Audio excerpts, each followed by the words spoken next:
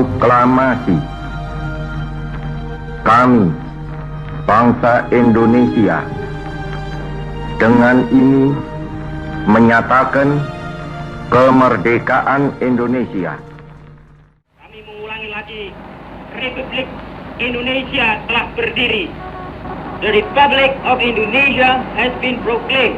Allahu Akbar. La ilaha illallah Muhammadur Rasulullah. Indonesia merdeka! Indonesia merdeka!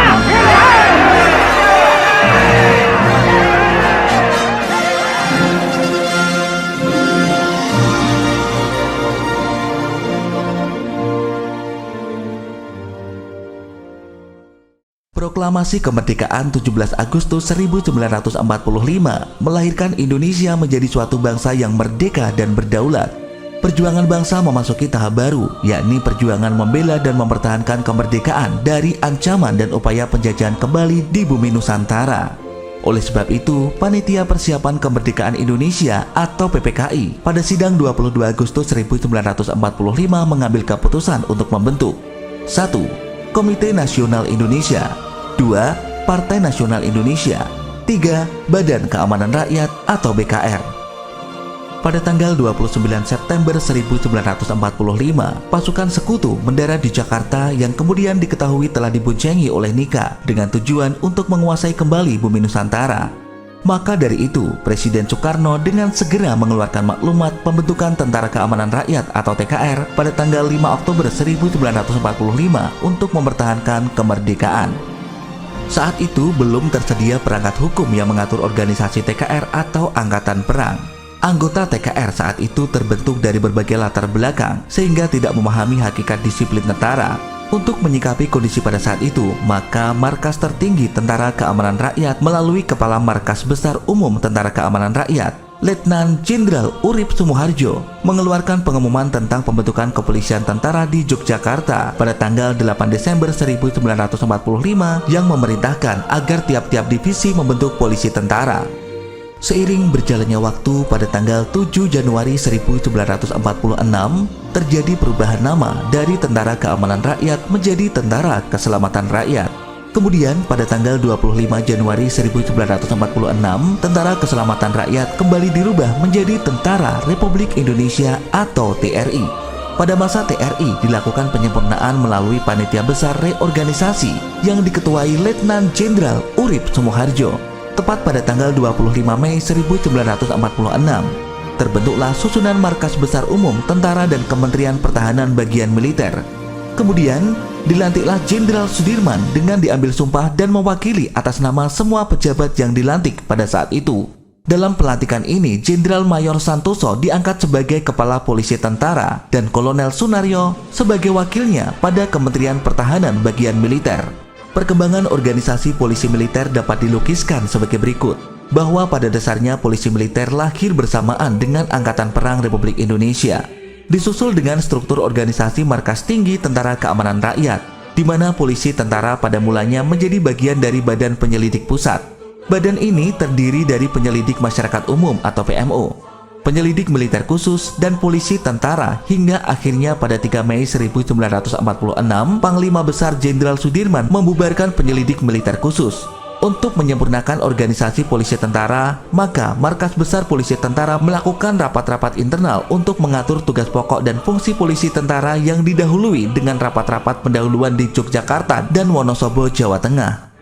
Kemudian pada tanggal 20 sampai dengan 22 Juni 1946 diselenggarakanlah konferensi polisi tentara Jawa Madura bertempat di Hotel Kopeng, Jawa Tengah. Peserta yang hadir pada saat itu terdiri dari unsur-unsur pimpinan polisi tentara Jawa Madura, antara lain Kapten Polisi Tentara S. Parman, Jenderal Mayor Polisi Tentara R. Santoso, Kolonel Polisi Tentara R. Prabu Sunaryo, Kapten Polisi Tentara M. J. Prayogo, Letnan 1 Polisi Tentara Sutoyo Siswa Miharjo, Kolonel Dr. Sucipto, dan dihadiri oleh pakar ahli bidang hukum diantaranya Profesor Mr. Dr. Supomo, perumus naskah Pancasila dan Undang-Undang Dasar 1945, Profesor Mr. Joko Sutono, Guru Besar Hukum Kepolisian, Mr. Sayyid Mangun Yudo.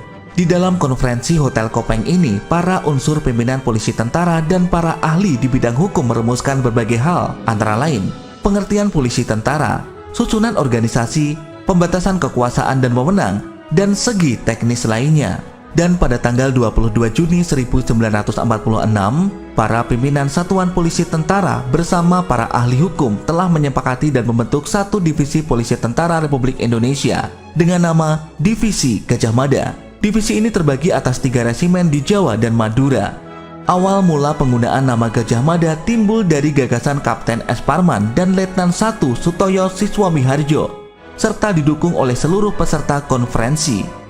Dijelaskan bahwa Patih Gajah Mada adalah seorang tokoh yang berpengetahuan luas, pandai dalam berpolitik, serta ulung dalam strategi kemiliteran. Nama Gajah Mada akan mengingatkan kita tentang kejayaan Nusantara yang bersatu, makmur, aman tentram, megah berdiri di tengah peradaban, disegani oleh lawan, dihormati kawan, dan dicintai rakyatnya. Konferensi Kopeng selesai. Selanjutnya hasil permusyawaratan tersebut dilaporkan ke Markas Besar TKR dan Menteri Pertahanan Amir Syarifuddin. Setelah menimbang hasil permusyawaratan seluruh kepala polisi tentara Jawa Madura yang diselenggarakan di Kopeng, serta memperhatikan pertimbangan Menteri Pertahanan, maka pada tanggal 18 Juli 1946, Presiden Soekarno mengesahkan pembentukan Divisi Polisi Tentara Republik Indonesia.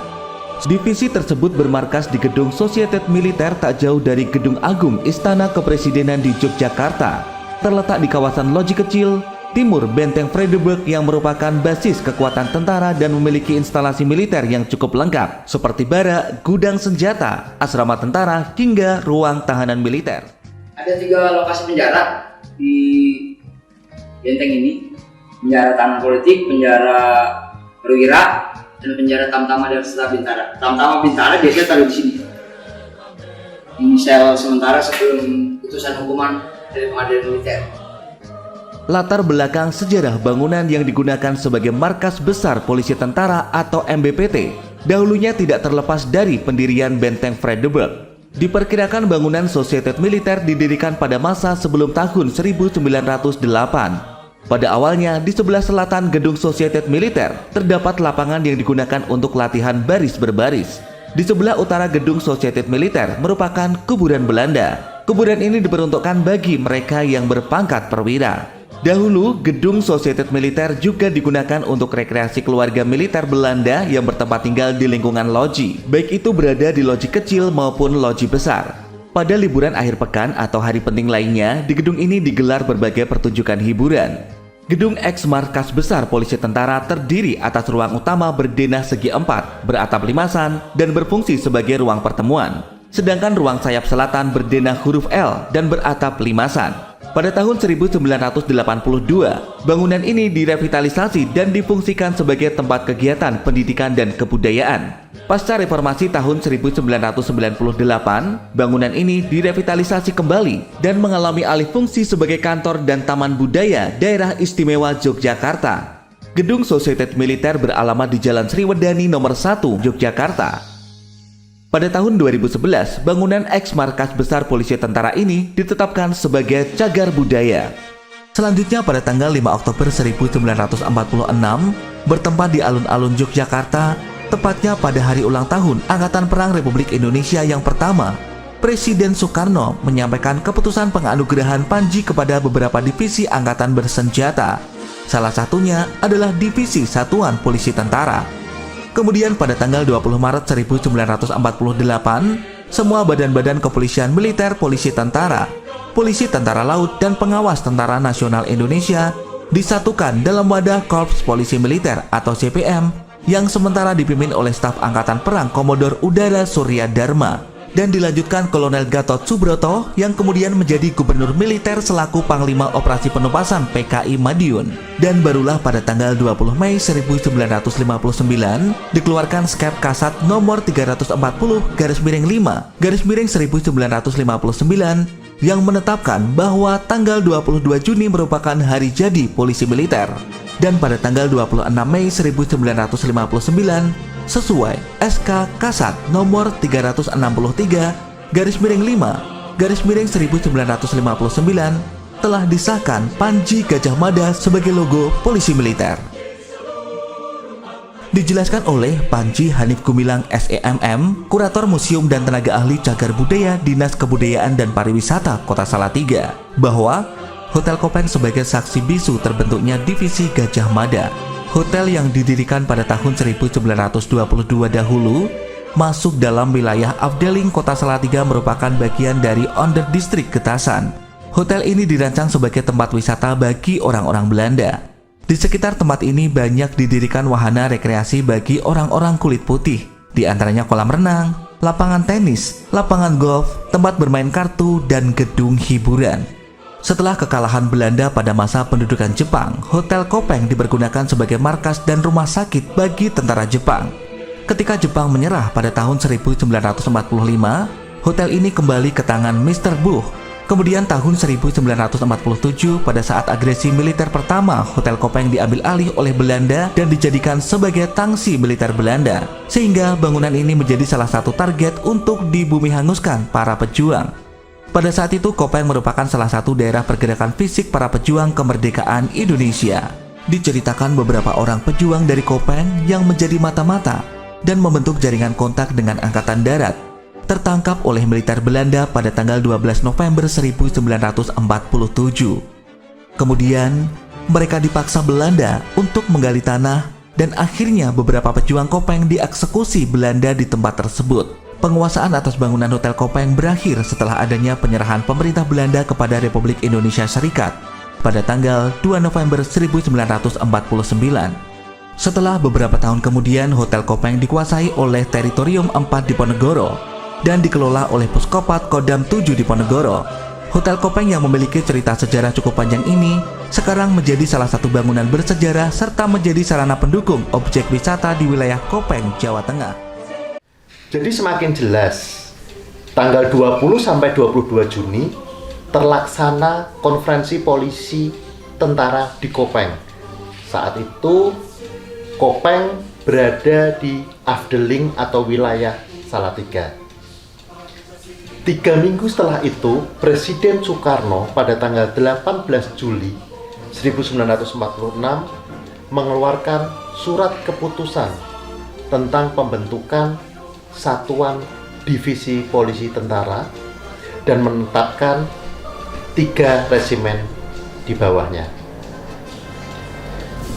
Hal ini akan meluruskan bahwa 22 Juni tidak ada kegiatan di alun-alun Yogyakarta karena penyerahan Pataka atau Panji kepada beberapa divisi diserahkan pada saat hari ulang tahun Angkatan Perang Republik Indonesia yang pertama di alun-alun Yogyakarta 5 Oktober 1946. Di situ disebutkan salah satu penerima Pataka atau Panjinya adalah Divisi Polisi Tentara. Berikut adalah daftar Komandan Pusat Polisi Militer dari tahun 1946 sampai dengan 2022. Saat ini, Komandan Pusat Polisi Militer Angkatan Darat dijabat oleh Letnan Jenderal TNI Chandra Warsenanto Sukoco, MSc.